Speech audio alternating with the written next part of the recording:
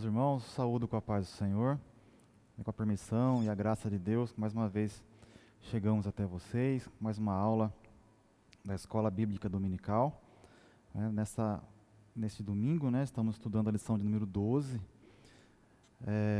dando sequência na nossa lição, estamos no finalzinho já, semana que vem já é a última lição, de um trimestre muito proveitoso para todos nós, muito crescimento, conhecimento, com relação à palavra de Deus. Estudamos a própria Bíblia e ali nós entendemos que é a palavra de Deus, inerrante, infalível, palavra de Deus.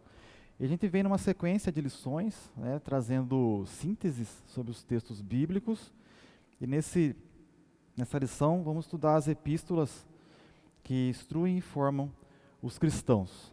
Vamos passar por todas elas e de uma forma bem sintética, o escritor da revista ele organizou a nossa revista, a nossa lição, de acordo com livros, o escritor e temas, então ficou bastante claro, simples, de uma forma bem clara para todos nós possamos entender a composição do Novo Testamento com relação às epístolas. Vamos fazer uma oração para iniciar e a gente já dá sequência na nossa aula de hoje. Nosso Deus e nosso Pai, nós te louvamos em nome de Jesus, pela tua misericórdia e bondade para conosco e pela tua permissão de mais uma vez estarmos aqui para estudarmos a tua palavra. Pai Santo e querido, fala conosco, nos inspira, abra nossa mente para que possamos entender, guardar e praticar as tuas mensagens nessa lição, principalmente uma lição tão prática que nos ensina a instrução que a palavra do Senhor nos traz, que possamos compreender e colocar em prática todos os dias para agradar ao Senhor e aguardar a sua vinda, meu Deus, de modo santo e irrepreensível. Fica conosco, nos abençoa. Aos que estão trabalhando nessa transmissão também abençoa, papai querido, e nossos ouvintes, todos que estão nos assistindo, que o Senhor possa abençoar, que possamos compreender as tuas verdades. Se conosco, pedimos agradecidos em nome de Jesus. Amém. Então nós estamos na lição número 12. O título é As Epístolas Instruem e Formam os Cristãos. As epístolas, vamos ver aqui, trazendo lições para nós hoje, para os cristãos de hoje, e são as epístolas que trazem basicamente a estrutura da nossa teologia, o que nós aprendemos, o que nós sabemos hoje, nos baseamos sobre salvação, a glorificação, justificação, a regeneração, e outros, a volta de Cristo, estão nas epístolas, Então, com muita clareza para todos nós, então nós vamos estudar hoje esse assunto, e mais uma vez eu reforço aqui, é de uma maneira sintética, são muitos livros, não daria para pormenorizar cada um deles, mas de maneira sintética, nós vamos seguir nossa revista e trazer essa importante lição para todos nós, e aqui fechando um ciclo, que nós vimos os evangelhos com o Pentateuco, vimos os livros históricos, poéticos, vimos os livros proféticos, e agora vimos os Atos e Lucas, o Evangelho de Lucas, escrito pelo Dr. Lucas na lição passada. Então a gente vem passando por sínteses, de blocos de livros da Bíblia, e agora fechando esse ciclo com as epístolas. Tá bom? Então, epístola, ela indica uma comunicação escrita, a palavra epístola, uma comunicação escrita, uma carta ou missiva, existe a palavra missiva também, não é muito usada hoje em dia, mas quer dizer uma correspondência. E o que difere uma epístola de uma carta, que nós conhecemos como carta, a epístola ela tem uma natureza formal. Então, quando havia uma comunicação formal da parte do governo, de imperadores, era enviada uma epístola, que ela tem esse caráter mais formal, não é aquele caráter tão pessoal como de uma carta, que envia uma carta, vem uma resposta, mas a epístola ela tem uma natureza mais formal do que uma carta, mas a estrutura dessa epístola é uma estrutura de carta, que nós falamos hoje em dia, nos púlpitos, vai ser pregado, fala carta do apóstolo Paulo, epístola do apóstolo Paulo, porque está em formato de carta, mas ela é uma epístola devido à sua natureza mais formal. Tá bom? Então, falando com relação à palavra epístola, seria isso. E o nosso textuário está lá em 2 João, capítulo 1, versículo 3, A graça, a misericórdia, a paz da parte de Deus Pai e do Senhor Jesus Cristo, o Filho do Pai, sejam convosco na verdade e amor. Então percebam aqui, já no texto áureo, muitas palavras, né, que tem o seu significado teológico, né, a graça, a misericórdia, a paz. Então aqui já vem nos trazendo informações, não é, com relação às epístolas. Que essas bênçãos sejam convosco na verdade e no amor. A nossa verdade prática diz que as epístolas apresentam instruções vitais. Então, instruções vitais. O cristão hoje tem que conhecer os assuntos das epístolas, né? Porque ali nós nos baseamos, né, em muitas coisas no relacionamento, na nossa esperança da glória futura, a esperança no arrebatamento, na nossa vida hoje, a igreja, né, dons espirituais, manifestação do Espírito Santo, nós vemos ali com mais clareza para os nossos dias. Então é vital que o cristão conheçam, né, as epístolas. Então tem instruções vitais para a compreensão da doutrina cristã, bem como para a formação dos cristãos, né? Então nossa formação também passa pela epístolas, né, principalmente. A nossa leitura bíblica em classe, ela está em 1 Coríntios, capítulo 1, versículo 1 ao 3. Depois 1 Pedro, capítulo 1, versículo 1 e 2. Depois 2 João, capítulo 1, versículo 1 ao versículo 3. Vamos passar por esses versículos rapidamente. Então, 1 Coríntios 1 e 1, Paulo, chamado apóstolo de Jesus Cristo, pela vontade de Deus, e o irmão Sóstenes, a igreja de Deus que está em Corinto, aos santificados em Cristo Jesus, chamados santos. Então aqui já mostra a destinação dessa epístola, né? Então Paulo ele tem esse padrão, né? Ele se identifica, ele mais alguém que ajudou na composição da carta, da epístola, e aí ele destina, né? Então ele coloca a igreja de Deus que está em Corinto, aos santificados em Cristo Jesus, chamados santos, para com todos que estão em todo lugar, invoca o nome do nosso Senhor Jesus Cristo, Senhor deles e nosso. Graça e paz da parte de Deus, nosso Pai, e da do Senhor Jesus Cristo. Então, os irmãos, vejam aqui a identificação no início da epístola, né? E isso é um padrão das epístolas. Veja agora Pedro também, 1 Pedro 1, versículo 1, Pedro, apóstolo de Jesus Cristo, para quem? Aos estrangeiros dispersos, no Ponto, Galácia, Capadócia, Ásia e Bitínia, né? E vamos ver depois, lá no segundo tópico, mas já vou falar agora, que são epístolas universais, né? Então são aos cristãos de maneira geral, né? Eleitos, segundo a presciência de Deus, Pai, em santificação do Espírito, para obediência e aspersão do sangue de Jesus Cristo, graça e paz os sejam multiplicados. Então vejam que ele coloca quem foi, para quem é, e aí uma síntese já também no início, né? 2 João capítulo 1, ele diz assim, o ancião à senhora eleita e a seus filhos, aos quais amo na verdade, não somente eu, mas também todos que têm conhecido a verdade. Por amor da verdade que está em nós, para sempre estará convosco. A graça, a misericórdia, a paz da parte de Deus Pai e do Senhor Jesus Cristo, o Filho do Pai, seja convosco no amor, na verdade e no amor. Então são esses os textos, e aqui já nos dá uma indicação, né, desse formato das epístolas, né, desse padrão que elas seguem. É assim como hoje, né, hoje a gente dificilmente manda carta, né, são mais e-mails e mensagens, mas um e-mail a gente coloca lá, né, tem lá o nosso endereço de e-mail, tem colocar o destinatário, tem o assunto e tem o texto, né, então também temos esse padrãozinho, né, na nossa comunicação, né, que é de identificação, né, de quem veio, para quem vai e o que seria o assunto. Então são coisas básicas, né, de uma comunicação impressa, né, ou digital, né, hoje em dia. Então é um padrãozinho. A nossa introdução da lição, vamos ler aqui, as epístolas correspondem a 21 dos 27 livros do Novo Testamento. Então vejam que é uma boa parte, né, 80% das epístolas do Novo Testamento são epístolas, 21 dos 27 livros. 13 são escritas por Paulo, que são denominadas paulinas. Então 21 das 21 epístolas, 13 são de Paulo. 8 restantes são de outros autores, designadas de gerais. Então, de início, temos essas divisões, não é? Bem a primeira divisão já, né, para a gente olhar, de paulinas e gerais, porque tem outros escritores, né? Vai ter Tiago, vai ter Pedro, vai ter João, né? Vai ter a de Hebreus, que nós não podemos afirmar quem é o escritor, porque a Bíblia não nos dá essa autorização, e Judas, né? Lembrando que esse Judas não é o Judas Iscariotes, mas é o Judas meio-irmão de Jesus, né? Então, por isso são epístolas gerais. E aqui, mais uma vez, eu trago aos irmãos a organização, né, do nosso cânon sagrado, dos livros que são reconhecidos como fazem parte do nosso cânon. Já passamos pelos evangelhos, né, Mateus, Marcos, Lucas e João. A segunda coluna ali, os livros históricos, né, que é somente Atos, que foi a lição passada.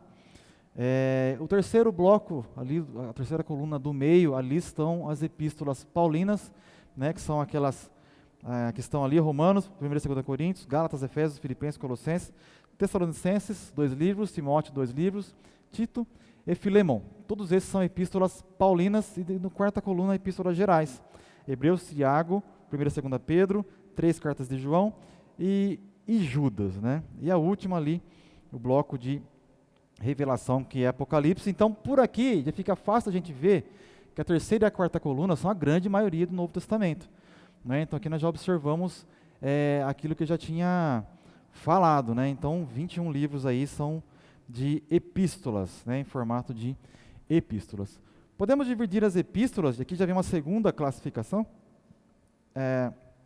as paulinas, pelo menos, em 3 grupos.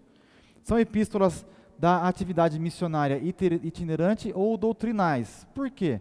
Porque ele escreveu essas cartas nas suas viagens missionárias. Por isso que são epístolas da atividade missionária itinerante ou doutrinais, porque tem muita doutrina ali.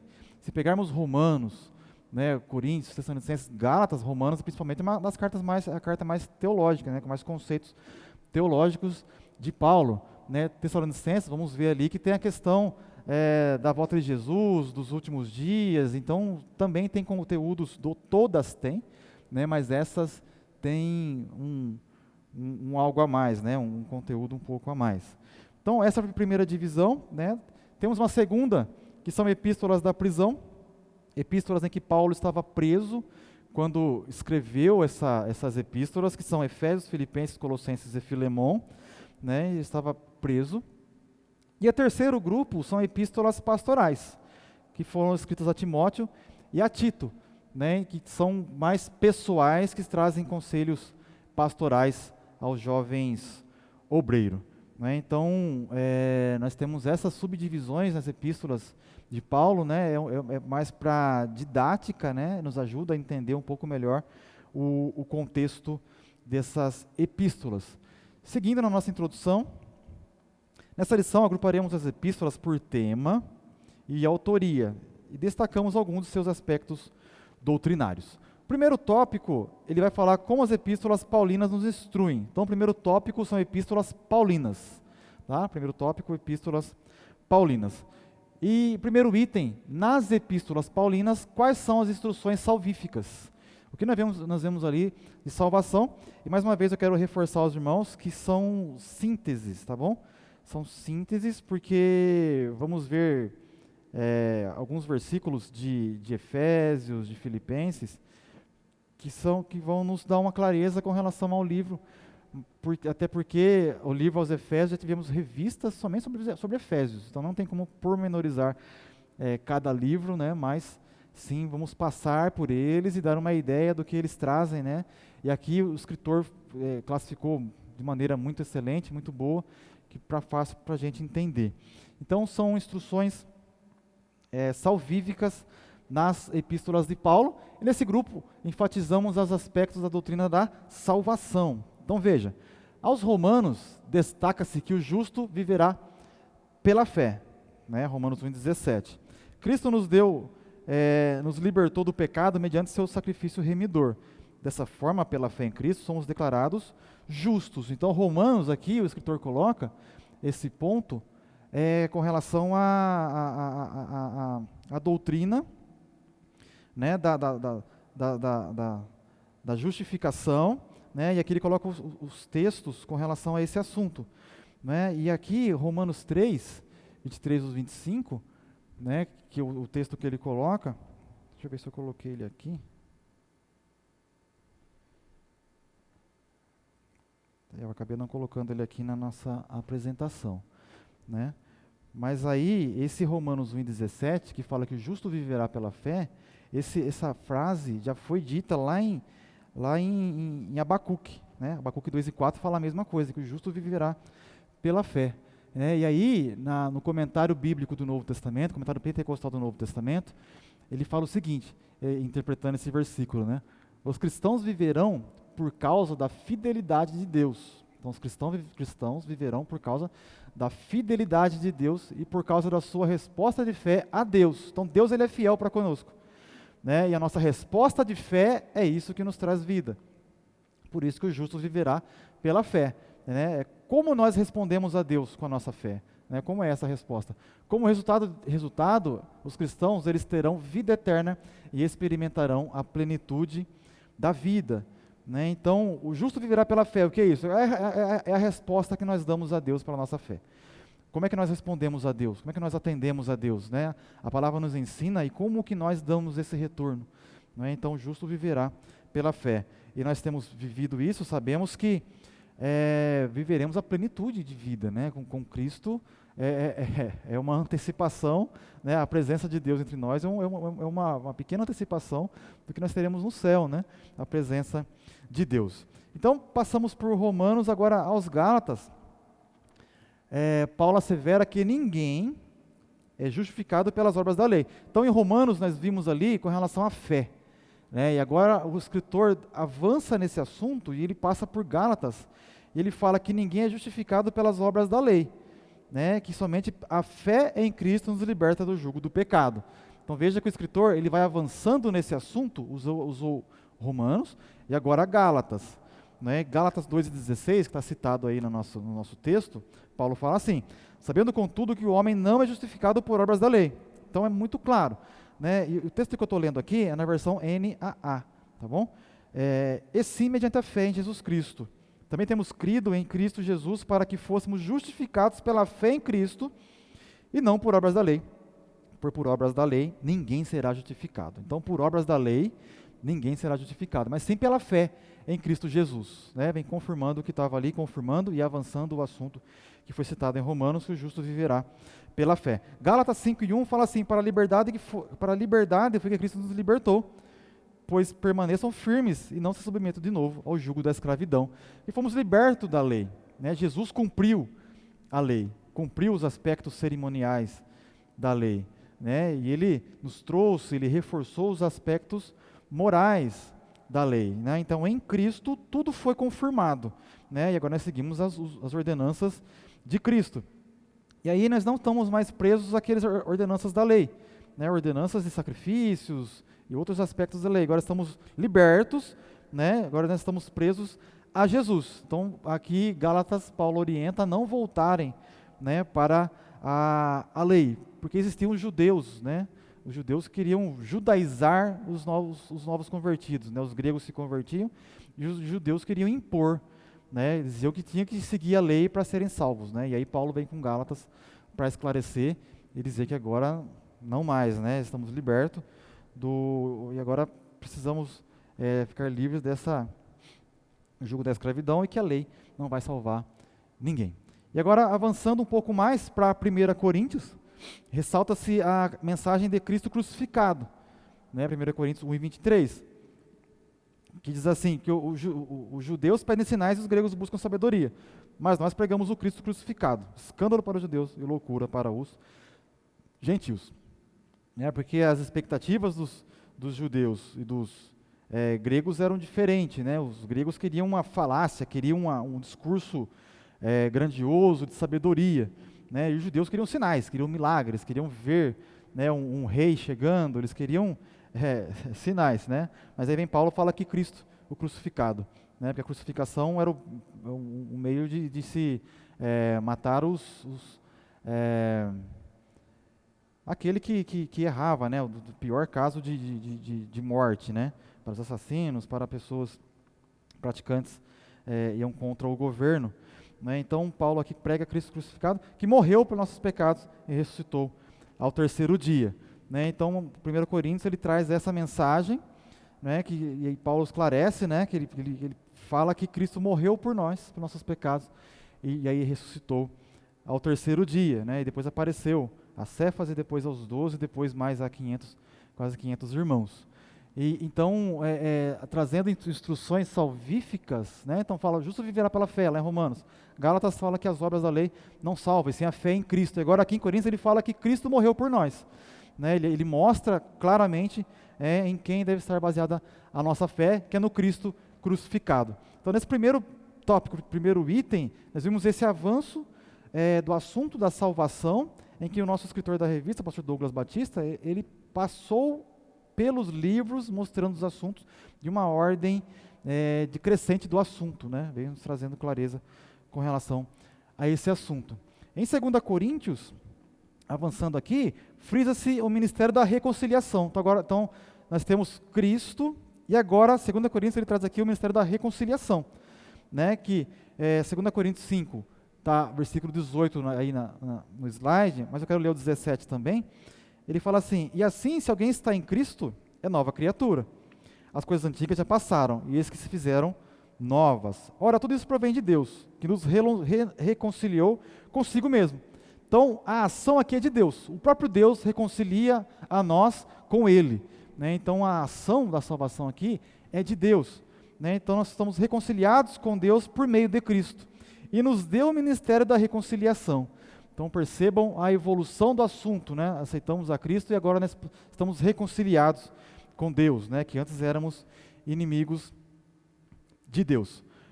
O segundo ponto aqui, o subitem, instruções a respeito de Cristo, né? Ainda nas cartas, na epístola paulina, mas agora no segundo ponto, instruções a respeito de Cristo. Nesse enfoque, o destaque são os aspectos da doutrina de Cristo. Aos Efésios, o tema é Cristo como cabeça e a igreja o seu corpo.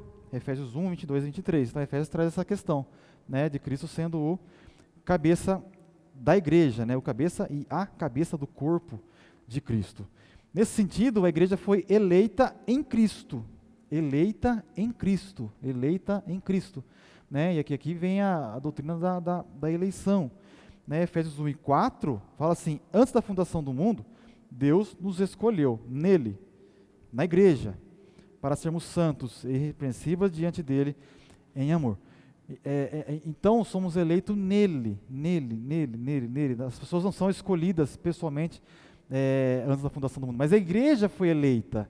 Então aqueles que estão dentro da igreja passam a ser eleitos também. Agora aqueles que estão fora da igreja, aí estão fora da eleição da igreja. Então aqui é uma eleição corporativa, né? A igreja é eleita, né? E aí alguns confundem, né? Confundem como se, então eu estou salvo para sempre. Não é desta forma. Nós vemos diferente, né? Que a igreja escolheu a igreja. Agora quem está em Cristo, esse está na igreja e portanto torna-se eleito também. E redimida em Cristo, Efésios 1 e 7. Nele temos a redenção, pelo seu sangue, a remissão dos pecados, segundo a riqueza da sua graça. Então a remissão dos pecados está em Cristo, para a glória de Cristo. Então a igreja foi eleita em Cristo, redimida em Cristo e para a glória de Cristo, Efésios 1 e 12. A fim de sermos para louvor da sua glória, nós, os que de antemão esperamos em Cristo. Então tudo é para Cristo. Né? Tudo é para Cristo. A igreja foi eleita em Cristo, redimida em Cristo para a glória de Cristo. Então Paulo deixa muito claro aqui a questão que nós estamos em Cristo, né? No corpo de Cristo. Seguindo aqui então, aos Filipenses, a mensagem enfatiza que o viver é Cristo. Filipenses 1 e 21. Paulo fala assim: porque para mim o viver é Cristo e o morrer é lucro. E aí Matthew Henry, ele escreve o seguinte com relação a esse texto: a vida cristã é derivada de Cristo. Então, Cristo, a vida cristã é derivada dele, né? E dirigida a Ele. Ele é o princípio, a regra e o fim dela. Então, nós nascemos de novo em Cristo, né? Nós devemos viver como Ele viveu e aprendendo dele. E para quem? Para Ele. Então, a nossa vida, Ele é o princípio, a regra e o fim dela. E isso é muito interessante, porque nós vivemos para Cristo. É isso que Paulo quer dizer aqui. Para mim o viver é Cristo. Porque se converteu em Cristo, está em Cristo, faz parte do corpo de Cristo. Agora vive segundo as regras de Cristo, as ordenanças de Cristo, e aí o fim dela também é para Cristo, porque se viver, né, vive para Cristo, mas se morrer, estará com Cristo. Então nós vemos aqui a explicação desse texto, né, que o viver é Cristo e o morrer é lucro, como o apóstolo Paulo diz. Ele é o segredo da verdadeira alegria e um modelo de vida para o salvo. Então Cristo é o modelo de vida para o salvo. Né? Então nós temos que pensar como ele. O texto de Filipenses, capítulo 2, versículo 2 em diante, ele fala algumas coisas interessantes. Eu queria ler com os irmãos tiverem a Bíblia aí, pode pegar, Filipenses 2, versículo 2 ao versículo 11, vou ler aqui rapidinho. Ele diz assim: então completa a minha alegria, tendo o mesmo modo de pensar, tendo o mesmo amor e sendo unidos de alma e mente. Não façam nada por interesse ou vaidade, mas por humildade. Cada um considere os outros superiores a si mesmo, não tendo em vista somente os seus próprios interesses, mas também o dos outros. Agora, olha o que ele fala: tenham entre vocês o mesmo modo de pensar de Cristo Jesus. Então veja, o mesmo modo de pensar de Cristo Jesus. E aí ele continua, né? Que mesmo existindo na forma de Deus, não considerou ser igual a Deus, algo que deveria ser retido a qualquer custo. Pelo contrário, ele se esvaziou, assumindo a forma de servo, tornando-se semelhante aos seres humanos. E reconhecido em figura humana, ele se humilhou, tornando-se obediente até a morte e morte de cruz. Por isso também Deus o exaltou sobremaneira. Ele deu o nome que está acima de todo nome, para que ao nome de Jesus Cristo se dobre todo o joelho, nos céus, na terra e debaixo da terra. Toda língua confessa que Jesus Cristo é o Senhor, para a glória de Deus Pai. Então, Jesus Cristo é Deus, ele assumiu a forma de servo, né, como ser humano, até a morte de cruz. Né? E aí, Paulo orienta que nós devemos também considerar os outros superiores a nós mesmos, não fazer nada por interesse pessoal, vaidade, né, mas por humildade. E aí ele compara com Cristo. Então, Cristo é o modelo de vida, né, para o cristão. Então, nós estamos com dúvidas se nós estamos vivendo certo ou errado, olha para Jesus. Você vai medir ali, Jesus é a régua, né? Você vai comparar a sua vida com a dele e falar: e agora? Como nós estamos vivendo, né? Então, Jesus, ele é a medida, ele é a régua. Né? Então, é bastante interessante esses pontos. Aos Colossenses, Paulo sublinha que a vossa vida está escondida em Cristo. Então veja, meus irmãos, que tópico interessante, né? Paulo ele fala muito com relação a Cristo e a maneira muito boa e interessante que o pastor Douglas Batista ele organizou a revista, né? E eu achei extraordinário, que nos traz muita clareza. Então ele fala que o Colossenses agora sublinha que nossa vida está escondida em Cristo. Colossenses 3:3, que diz o seguinte: porque vocês morreram. E a vida de vocês está oculta, escondida, juntamente com Cristo, em Deus. Indica que Cristo é a vida do cristão. Cristo é a vida do cristão. Estamos escondidos nele, junto com ele. Né? A igreja está unida em Cristo, morta e ressuscitada com Cristo. Colossenses 2:2, versículo 10, 20, né? Depois do capítulo 13, versículo 1. Colossenses 2:20, ele fala assim: se vocês morreram com Cristo, para os rudimentos do mundo, por que se sujeitam a regras como se ainda vivessem no mundo? Colossenses 2:20. Ele fala assim, né, que nós já se morreu para o mundo, por que ainda vai se sujeitar a viver como o mundo vive? E no capítulo 3, versículo 1, aí ele arremata, ele fala assim: portanto, se vocês foram ressuscitados juntamente com Cristo, busque as coisas lá do alto, onde Cristo vive, assentado à direita de Deus. Né? Então, se morreu para o mundo aqui, se já ressuscitou com Cristo, para que viver nos rudimentos do mundo? Né? Vivamos agora para Cristo e busquemos as coisas que são do alto. Em suma, Cristo é a suficiência para todo cristão. O terceiro ponto, o terceiro subitem, vamos falar ainda das epístolas paulinas, instruções sobre as últimas coisas. Né? Então nós vimos os aspectos da salvação, vimos os aspectos da vida em Cristo, e agora instruções sobre as últimas coisas. Como eu falei, meus irmãos, são assuntos muito importantes, muito bons de serem estudados, porém a nossa lição ela é uma síntese. Né? É uma síntese, então nós estamos passando rapidamente por esses pontos, e é bem resumido mesmo, né? Para a gente ter um pouco de clareza com relação aos livros e alguns assuntos. Quando os irmãos forem ler o texto de alguma epístola, os irmãos vão ter um pouquinho mais de clareza para entender o que está dizendo aquele texto, para quem foi escrito, e ajuda um pouco mais. Então, esses ensinos enfatizam aspectos da vinda de Jesus, que é muito importante, que é a nossa esperança. É o que nós aguardamos agora. E aí, aqui entra em Tessalonicenses. Em 1 Tessalonicenses, Paulo ensina que no retorno de Cristo, nós, os que ficarmos vivos, seremos arrebatados. Arrebatados. Então aqui ele fala do arrebatamento. Né? 1 Tessalonicenses, capítulo 4, versículo 17. E lembrando que arrebatamento quer dizer rapto. É um rapto repentino. Né? Então o arrebatamento da igreja é semelhante a um rapto. Né? Jesus vem e leva a igreja de modo repentino. E Jesus falou diversas vezes, capítulo 24 e 25 de Mateus, que ninguém sabe a hora nem o dia. Ninguém sabe. Né? Então nós estamos nessa expectativa.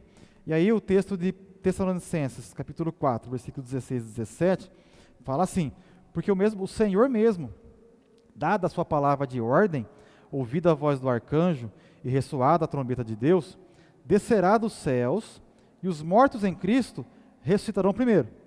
Depois, nós, os vivos, os que ficarmos, seremos arrebatados, raptados, juntamente com eles, entre nuvens, para o encontro com o Senhor nos ares, e assim estaremos para sempre com o Senhor. Então o arrebatamento será nos ares, ninguém vai ver, vai ser repentino, vai ser um rapto, não vai ser para que todos vejam, né? De repente as pessoas, os cristãos, não estarão mais aqui, né? E será tudo muito rápido. Então primeiro os mortos ressuscitarão primeiro, depois nós seremos, os que estiverem vivos, serão arrebatados a encontrar o Senhor nos ares. O texto é muito claro, E aí, a lição continua: sendo necessário, para esperar o Senhor, conservar irrepreensível o espírito, a alma e o corpo.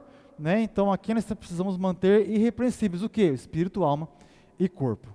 Né? Esse texto, do capítulo 5, versículo 23, ele fala assim: o mesmo Deus da paz nos santifique em tudo, e que o espírito, a alma e o corpo de vocês sejam conservados íntegros e irrepreensíveis na vida do nosso Senhor Jesus Cristo. Então a santificação, ela é extremamente importante, né, para aguardarmos a volta do Senhor, e é essa orientação que Paulo nos traz. Em 2 Tessalonicenses, o apóstolo corrige o ensino de que Cristo já tinha vindo. Então Paulo escreveu a primeira carta, ensinou sobre a volta de Jesus, e aí alguns entenderam que Cristo já tinha vindo. E aí Paulo escreve a segunda carta. Ele escreve a segunda carta, dando um pouco mais de informação com relação a esse assunto. Então, esse texto de segunda epístola de Tessalonicenses, capítulo 2, versículo 1 e 2, ele fala assim: irmãos, no que diz respeito à vinda de nosso Senhor Jesus Cristo e a nossa reunião com Ele, pedimos que vocês não se deixem demover facilmente de seu modo de pensar, nem fiquem perturbados, quer por espírito, quer por palavra, quer por carta, ou se procedesse de nós, dando a entender que o dia do Senhor já chegou. Né? Então aqui as pessoas estavam preocupadas, né? Ele já veio, nós ficamos e tal. Então ele escreve uma carta esclarecendo a isso, né? Dizendo que não. Né? Ele esclarece que após o arrebatamento da igreja, aí que vai vir o dia do Senhor, né? Se iniciará com a manifestação do anticristo. Então ele fala aqui que o dia do Senhor não aconteceu ainda, né? Vai acontecer após o arrebatamento da igreja, né? E nós cremos nisso, que a igreja será arrebatada, e após o arrebatamento da igreja que se virá a grande tribulação. E é aí que vai manifestar o anticristo. Então, primeiro Jesus volta, e depois o anticristo é manifesto. Né? O anticristo não vai ser manifestado antes da volta de Jesus.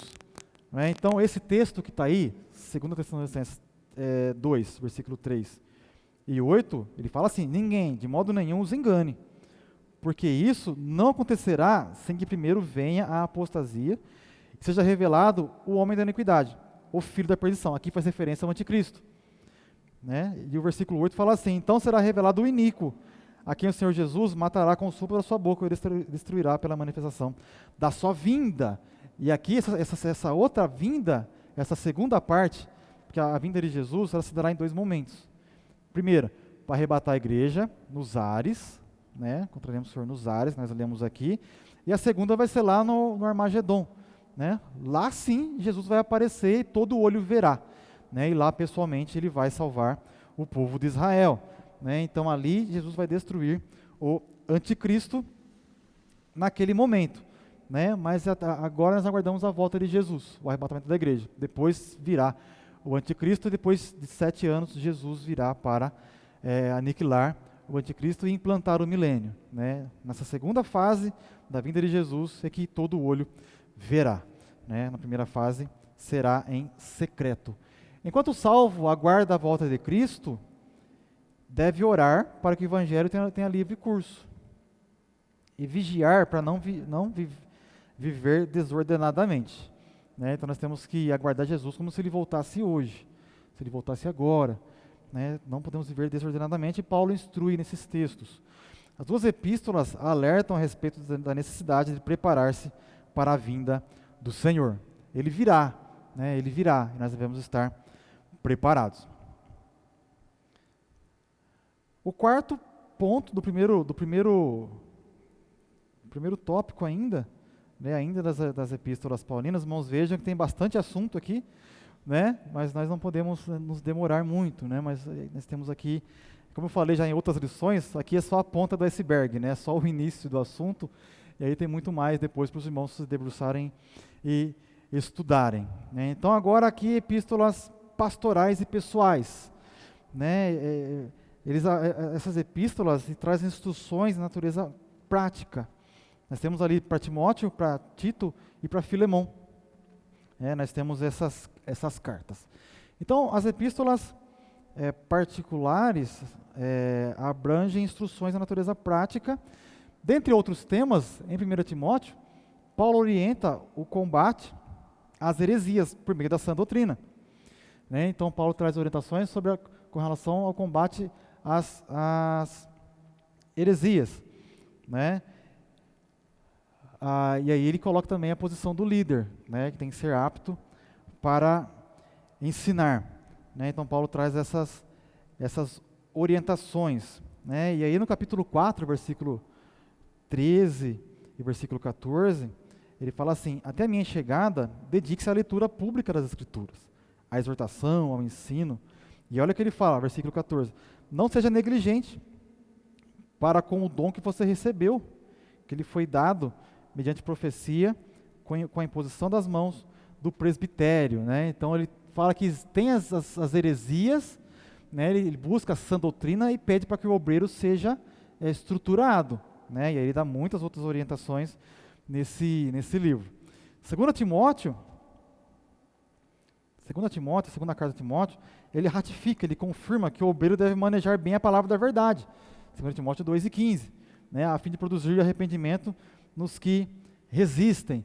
Então ele traz aqui a confirmação, né, que tem que manejar bem a palavra, né, procurar apresentar-se a Deus como um obreiro aprovado, que maneja bem a palavra, não tendo que se envergonhar, né. Então Paulo aqui ele instrui, ele vai confirmando, né, que como é uma carta a Timóteo, né, um pastor que ele desenvolveu, então ele vai dizendo isso, né, da vida do obreiro, né, da vida do obreiro. Então para nós obreiros essas cartas são fundamentais.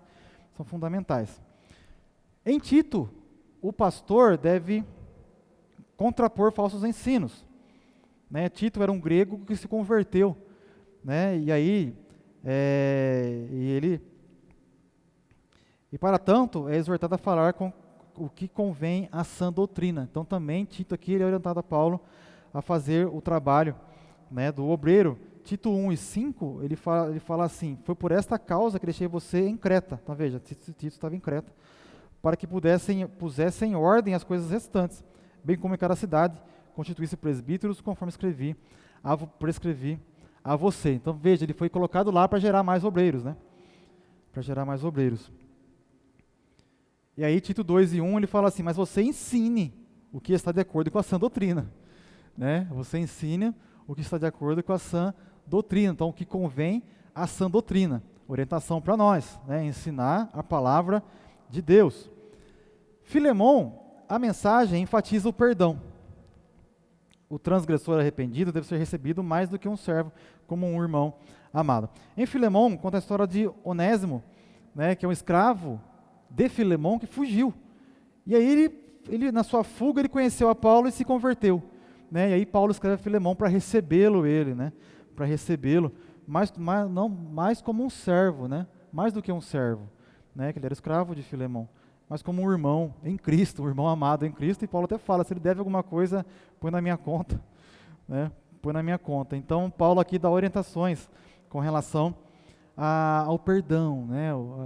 Porque ele fez coisa errada, fugiu e aí agora se converteu e nasceu de novo, né? Uma nova criatura, e Paulo dá o testemunho dele. Então esse primeiro tópico, as epístolas paulinas, nos instruem a respeito de Cristo, sobre as últimas coisas e trazem instruções pastorais e pessoais para todos nós. Então, os irmãos, veja o tanto de coisa que tem ali, né? Muita coisa para a gente estudar, meditar, refletir e basear nossa vida ali, né? Temos muitas coisas a serem estudadas, né, e praticadas nesses textos. Segundo tópico, como as epístolas gerais nos formam. Vamos ver primeiro as epístolas de Pedro, é o primeiro ponto que nós vamos ver. Pedro aborda o sofrimento cristão. 1 Pedro, capítulo 1, versículo 6. Ele ensina que as provações fortalecem a fé, que é preciso santificar-se, suportar os agravos e alegrar-se nas aflições. Né? Então vejam aqui a epístola de Pedro trazendo muitas informações para nós e muito consolo, né? Porque a igreja estava passando por perseguição, né? E aqui ele estava trazendo consolo para os irmãos. Veja que 1 Pedro capítulo 1 e versículo 6, vou ler o 6 e o 7, ele fala assim: para que uma vez confirmado o valor da fé que você tem, muito mais preciosa do que o ouro perecível, mesmo apurado pelo fogo, resulta em louvor, glória e honra na revelação de Jesus Cristo. Né? Então percebam aí as orientações, né? O versículo 15, ele fala assim: como é santo aquele que nos chamou, sejam santos vocês também em tudo que fizerem. Então em tudo que fizerem sejam santos. Né? Orientações a relação à santidade. Né? 1 Pedro 2,19, com relação aos agravos, ele fala assim: por isso é agradável a Deus, que alguém suporte tristeza, sofrendo injustamente, por motivo de consciência para com Deus. Então ele fala um pouco do sofrimento humano, mediante as provações, e ele dá muitas orientações e conselhos, né, para o cristão que está nessa situação. Né? Ele fala para alegrar-se nas aflições, porque nós estamos em Cristo e estamos passando por aflições. Então os irmãos vejam orientações de Pedro para a nossa vida. Ele assegura que o próprio Deus é quem aperfeiçoa, confirma, fortalece o crente fiel. 1 Pedro 5,10. Ele fala assim: e o Deus de toda graça, que em Cristo os chamou à sua eterna glória, depois de você ter sofrido por um pouco, Ele mesmo irá aperfeiçoar, firmar, fortificar e fundamentar vocês. Né? Então veja que as pessoas, essa orientação que ele traz aqui, que o próprio Deus, né, o próprio Cristo, Ele dá graça, e depois de ter sofrido, Ele mesmo vai aperfeiçoar, vai fortalecer o crente fiel. Né? E depois de ter passado, o estado daquele cristão é muito melhor que o estado anterior, antes da provação, antes do sofrimento. Segundo Pedro, a mensagem faz alerta aos ensinos falsos, dos falsos mestres, tais como negar a divindade de Cristo e negar a segunda vinda de Cristo, né? Então aqui as pessoas estavam passando por perseguição ali, no contexto aqui por Nero, né, o imperador que perseguiu os cristãos, e era crescente essa perseguição, né? Então, e Pedro adverte e encoraja os crentes a manter a fidelidade e a esperança em meio ao sofrimento.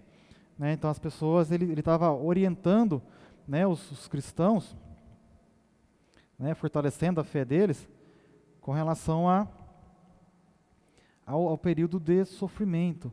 Né? E aí ele traz aqui, além de todo sofrimento, perseguição, ainda tinha as heresias. Né? Tinha aqueles que estavam negando a divindade de Cristo e sua segunda vinda. Né? Então ele traz esses ensinos. E aí, capítulo 2, versículo 1, que esse texto está citado aí na tela, ele fala assim: assim como surgiram falsos profetas no meio do povo, também haverá falsos mestres entre vocês. Eles introduzirão heresias destruidoras, chegando a renegar o soberano Senhor que os resgatou, trazendo sobre si repentina destruição. Né? Ele fala de falsos mestres que estavam ali por avareza, né? A motivação deles era avareza, eles queriam explorar as pessoas, né? Explorar os cristãos. Né? Então, Pedro vem para defender o evangelho de Cristo. Pedro contesta, traz heresias, ratifica que Jesus é o Filho de Deus. Jesus é o Filho de Deus. Né? Então ele vem confirmar isso. 2 Pedro capítulo 1, versículo 16 e 17, ele fala assim: porque não lhe demos a conhecer o poder e a vinda do nosso Senhor Jesus Cristo, seguindo fábulas engenhosamente inventadas. Então ele fala assim: nós não inventamos nada aqui. Nós não estamos seguindo fábulas inventadas com engenhosidade. Né? Mas nós mesmos fomos testemunhas oculares da sua majestade. Então Pedro fala assim: aqui eu não estou inventando nada. O que eu estou falando aqui foi o que eu vi. Né? Pedro estava lá. Ele fala, porque ele recebeu a glória e honra da parte de Deus Pai, quando pela suprema glória lhe foi enviada a seguinte voz: este é meu Filho amado, em quem me agrado. Ora, nós ouvimos essa voz vinda do céu, quando estávamos com ele no Monte Santo. Aqui ele fala do Monte de Transfiguração, né? Pedro estava lá, e ele viu tudo o que aconteceu ali, a transfiguração, ouviu a voz, então ele confirma aqui, né? Ele fala, não estou pregando para vocês o negócio que eu inventei, né? Eu vi, estava lá. E aí ele anima as pessoas, os irmãos, com relação à volta de Jesus. Desse texto de capítulo 3, versículo 14, ele fala, por essa razão, amados, esperando essas coisas, esforcem-se para que Deus os encontre sem mácula, sem culpa e em paz. Então se esforcem, se esforcem. Passando por Pedro, agora nós estamos entrando nas epístolas de João.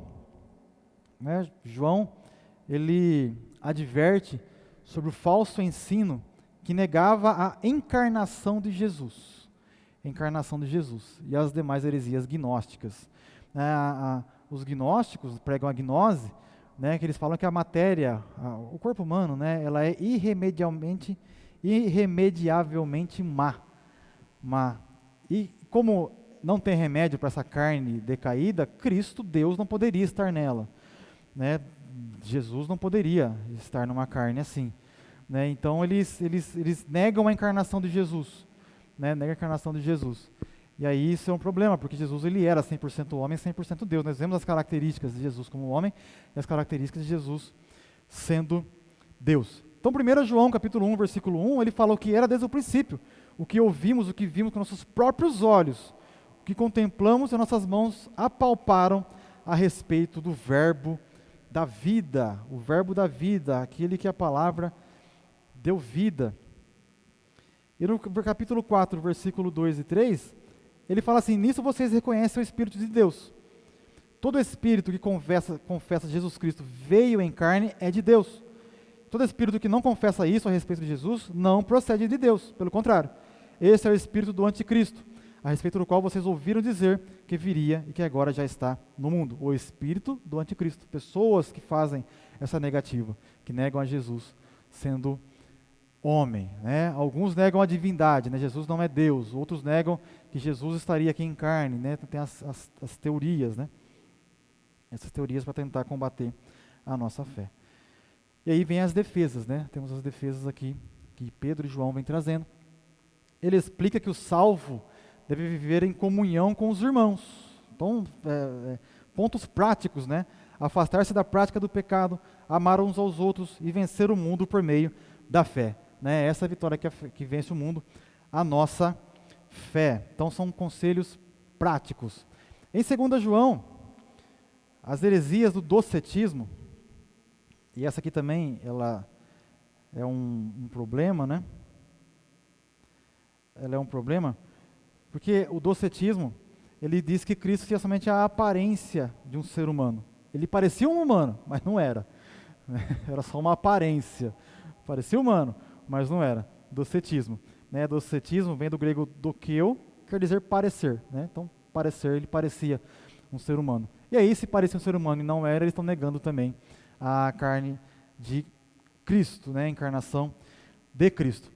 Então, em 2 João, as heresias do docetismo e gnosticismo são novamente refutadas. 2 João, capítulo 1, versículos 7 e 8, ele fala assim: porque muitos enganadores têm saído mundo afora, os quais não confessam que Jesus Cristo veio em carne. Este é o enganador, o anticristo. Tenham cuidado, para que não percam aquilo que temos realizado com esforço, mas recebam plena recompensa. A igreja é exortada a perseverar na doutrina de Cristo, né? Então temos que perseverar na doutrina de Cristo. Ainda nas epístolas de João,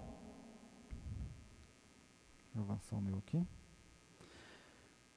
Em 3 João, então são 3 epístolas de João, destaca-se a fidelidade de Gaio e Demétrio e a reprovação do mau testemunho de Diótrefes. Por fim, João adverte ao cristão: não sigas o mal, mas o bem, né? Então, 3 João ele traz ele fala dessas pessoas, né? Gaio e Demétrio que foram aprovados, né? E o Diótrefes que foi reprovado, né? Nessa carta de 3 João, e traz a orientação: não sigam o bem, né? Também conselho para nós.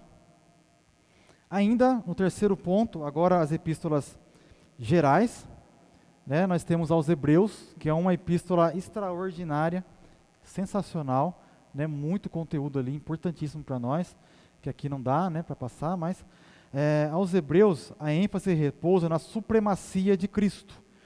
Na supremacia de Cristo. Cristo é superior, né? Superior ao antigo pacto, superior à antiga aliança, superior aos antigos modelos, né? ao antigo modo, né, de se agradar a Deus. Cristo é superior, né? No capítulo 1, e versículo 1 e 2 de Hebreus, ele fala assim: antigamente Deus falou muitas vezes e de muitas maneiras aos pais pelos profetas, mas nesses últimos dias nos falou pelo Filho, a quem constituiu o herdeiro de todas as coisas, pelo qual também fez o universo. Ele é o sumo sacerdote, que por seu próprio sangue executou uma redenção eterna, né? Uma redenção que não mais se apaga, porque antes o sacrifício era feito uma vez por ano, né? Só o sumo sacerdote entrava lá no lugar santíssimo uma vez por ano para oferecer sacrifício pelos pecados do povo, mas Jesus fez uma vez só, de uma vez por todas, né? Então ele concluiu o trabalho, né? Ele dizendo: está consumado, né? Ele concluiu todo o trabalho. Hebreus 9, versículo 11 e 12, que está aí citado na tela, diz assim: quando porém Cristo veio como sumo sacerdote dos bens já realizados, mediante o maior e mais perfeito tabernáculo, tá vendo? Comparando o tabernáculo antigo, lá do Êxodo, com o tabernáculo agora, não feito por mãos humanas, quer dizer, não dessa criação, e não pelo sangue de bodes e de bezerros, mas pelo seu próprio sangue, ele entrou no santuário uma vez por todas e obteve uma eterna redenção. Então, em Cristo temos uma eterna redenção. Em Cristo, não precisamos mais de sacrifícios de animais.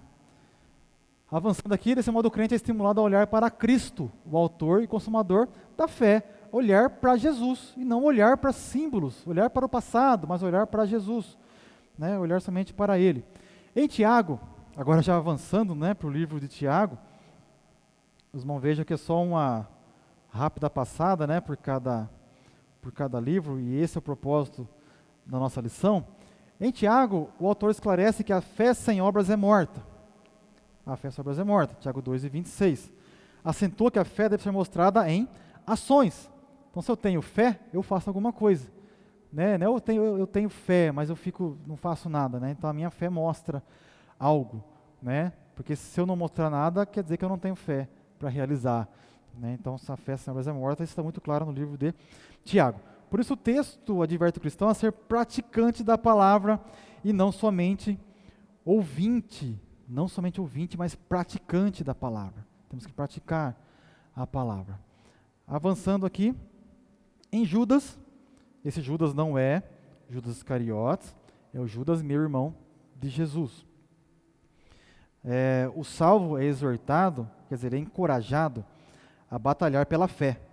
Judas, capítulo 1, versículo 3.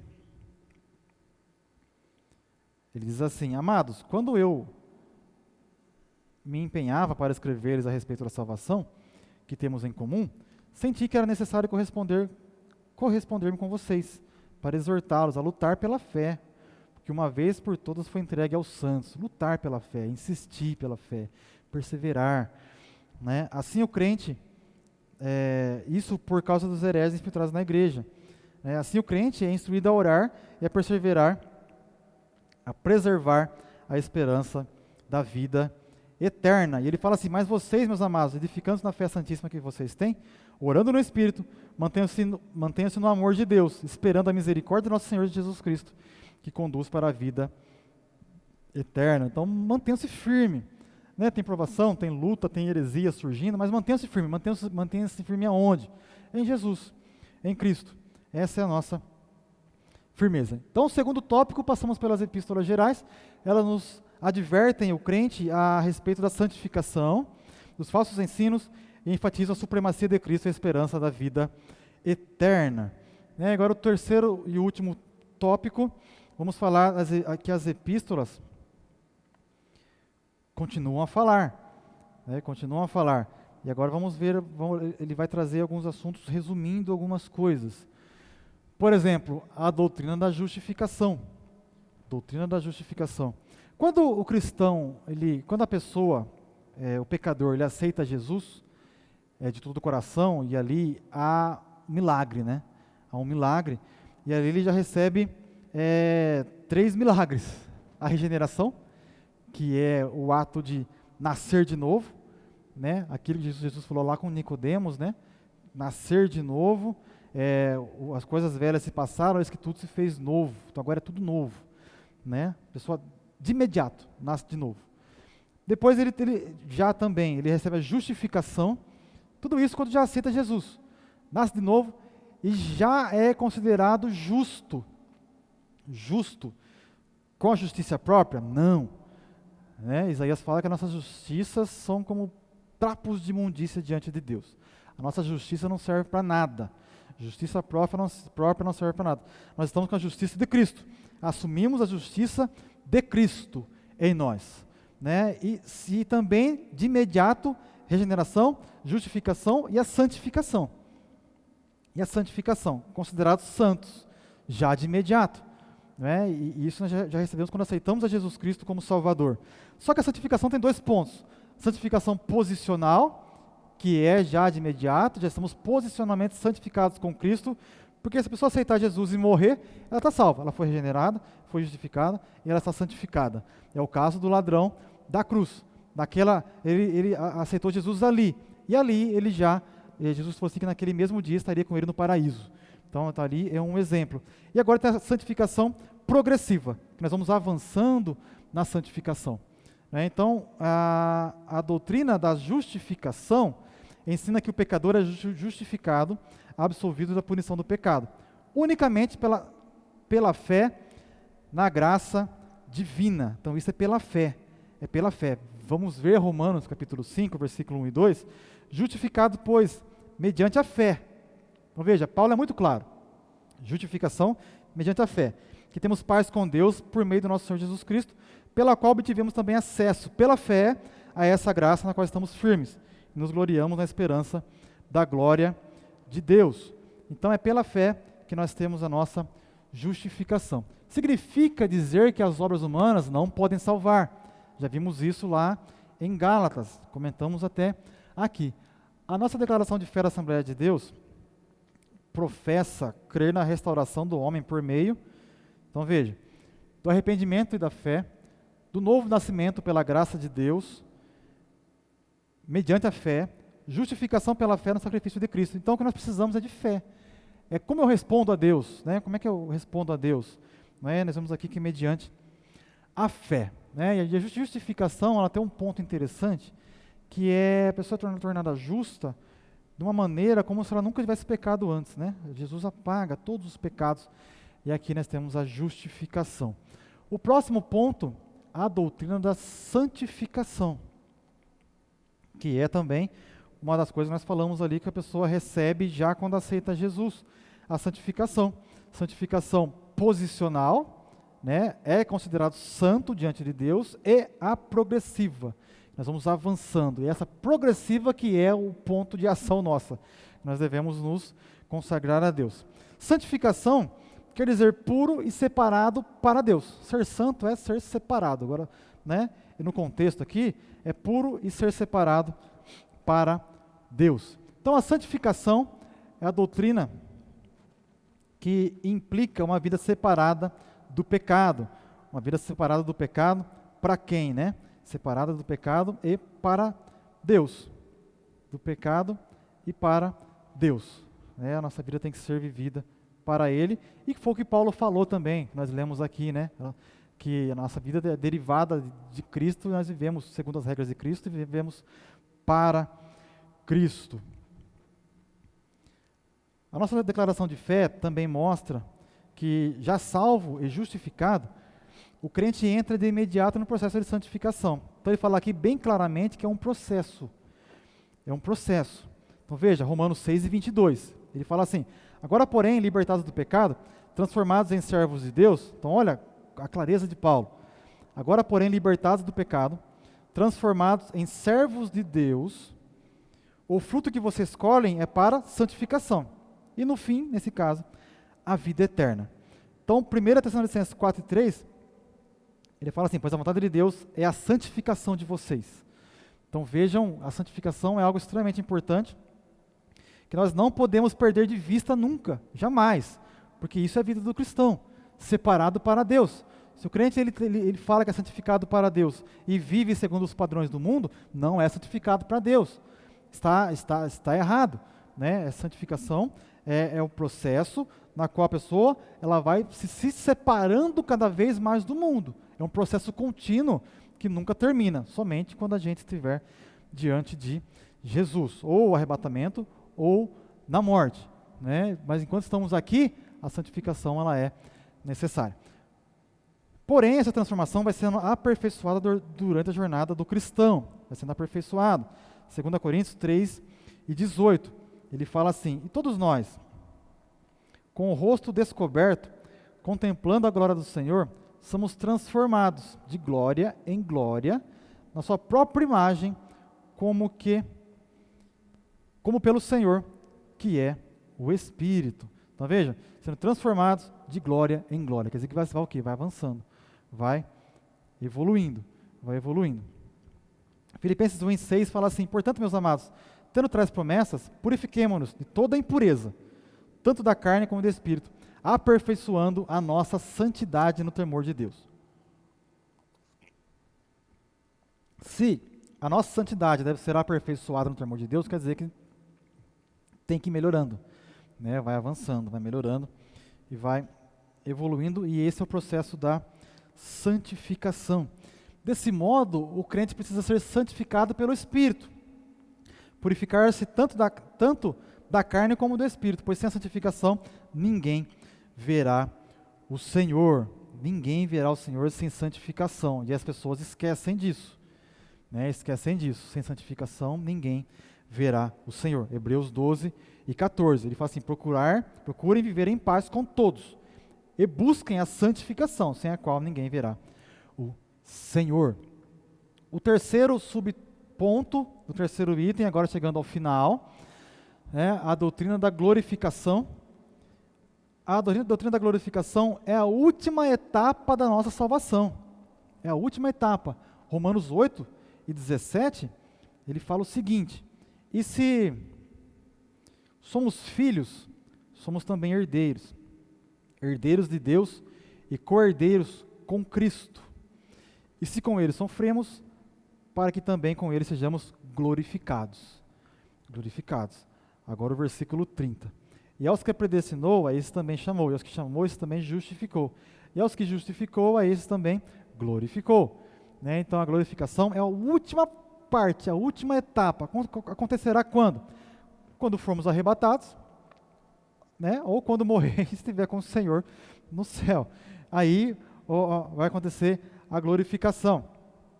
E nesse processo, o pecador é salvo pela graça, justificado pela fé, santificado pelo Espírito e prossegue até a medida da estatura de Cristo, né, que é a estatura de varão perfeita. E aqui trata-se de uma promessa futura da transformação do nosso corpo mortal em corpo glorioso. Filipenses 3:21. Ele fala assim: o qual transformará o nosso corpo de humilhação, esse corpo aqui nosso, para ser igual ao corpo da sua glória, segundo a eficácia do poder que ele tem de até subordinar a si todas as coisas. Então, o nosso corpo será transformado. Não, lá no céu não haverá esse corpo doente, corpo cansado, não haverá problemas físicos, né? Mas teremos nosso corpo transformado. E aí que isso que é a glorificação, né? A glorificação, que se dará por ocasião da vinda do Senhor. Então veja o que Paulo escreve nesse texto de Coríntios, que é muito esclarecedor, 1 Coríntios capítulo 15, versículos 52 ao 54. Olha o que ele fala: no momento, num abrir e fechar de olhos, ao ressoar da última trombeta, falando aqui do arrebatamento, do rapto, a trombeta soará, os mortos ressuscitarão incorruptíveis. Foi o que Paulo falou lá em Tessalonicenses, né? Os que morreram ressuscitarão, os mortos ressuscitarão primeiro. Ele fala, os mortos ressuscitarão incorruptíveis. Por quê? Porque quem morreu, imagina quem morreu no século I, né? Os ossos já estão, né, bem decompostos, né? Alguns já não existem mais, né? Alguns foram incinerados, cremados. Então, por isso que ele fala que vai ressuscitar incorruptível. Deus vai trazer a forma de novo, né, num corpo glorioso. E nós seremos transformados. Então, nosso corpo que está vivo vai ser transformado. Porque é necessário que esse corpo corruptível se revista da incorruptibilidade. E que o corpo mortal se revista da imortalidade. E quando esse corpo corruptível se revestir da incorruptibilidade, e o que é mortal se revestir da imortalidade, então se cumprirá a palavra que está escrita: tragada foi a morte pela vitória. Então vejam aqui que Paulo fala bem claramente que no arrebatamento haverá essa transformação para um corpo glorioso. A mensagem, a síntese desse terceiro ponto, e aqui a gente encerrando, né? A mensagem das epístolas permanece atual, ressalta a justificação, santificação e glorificação do crente. Meus irmãos, como eu falei no início, falamos aqui mais de 1 hora, né? Passei bem rápido, são muitos assuntos, muitos textos, e não teria jeito de fazer de outra forma, né? Para podermos passar por toda a lição. Mas, como eu falei, é a ponta do iceberg, é só o começo dos assuntos, é só para trazer assim uma pitadinha, um gostinho, né? E aí nós podemos estudar esses assuntos separadamente, com mais calma, e assim temos um conhecimento mais amplo da palavra do Senhor. E aqui a intenção era trazer uma síntese das epístolas, né? E é o que foi feito nessa lição, uma síntese, e aí os irmãos poderão aprofundar esses assuntos, né? Ler as cartas de Paulo, que são assuntos extraordinários para todos nós. E a conclusão diz assim, que as epístolas são livros divinamente inspirados e representam quase 80% do cânon do Novo Testamento. O conjunto da doutrina dessas epístolas, revelado aos seus diversos autores, continua a instruir o povo de Deus. E isso, logicamente, nós vimos hoje, rapidamente, ensinos práticos para a nossa vida. Também ensina a formar o caráter do crente salvo em Jesus e a preparar a igreja para a vinda do Senhor. Meus irmãos, essa foi a nossa lição. Espero que você tenha compreendido, acompanhado, pego os textos que nós passamos aqui e que o Espírito do Senhor tenha trazido iluminação na sua mente para você entender e colocado um pouquinho de gosto, né, pela palavra do Senhor, pelo texto bíblico, que nós temos visto nessas últimas lições. Essas lições com essas sínteses dos livros, né, nos trazem assim um pouco mais de clareza com relação ao livro da Bíblia, né, e como foi importante, né. Semana que vem teremos a última lição para nós, e a gente já sente saudade dessa lição aqui, porque foi muito, muito importante, muito interessante para a nossa vida, que possamos guardar essas lições, a revista, o livro, lá na nossa estante, né, e consultar de vez em quando, possamos ter na nossa mente também gravada essas lições. Vamos orar para encerrar, lembrando que teremos às 18h30 o culto da família. Esteja presente, todos os cultos aqui são uma bênção, o Senhor tem derramado a sua graça, manifestado a sua presença, a sua glória. Temos sempre boas mensagens para o nosso coração, e a gente nunca sai daqui do jeito que a gente entrou. A gente entra de um jeito e sai completamente renovado pela presença do Senhor. Esteja conosco, 18h30, no culto da família, que o Senhor vai te abençoar. Vamos orar? Nosso Deus, nosso Pai, nós te louvamos por esse momento que passamos aqui, pela tua graça sobre nós, pela permissão do Senhor, para trazermos essa mensagem, essa palavra aos teus servos. Que Deus continua conosco, nos dá um dia abençoado. Aos irmãos que participaram dessa transmissão, que o Senhor possa abençoar e enriquecer grandemente, meu Deus. Meu Pai, fica conosco, nós te louvamos em nome de Jesus. Amém. Deus te abençoe em nome de Jesus.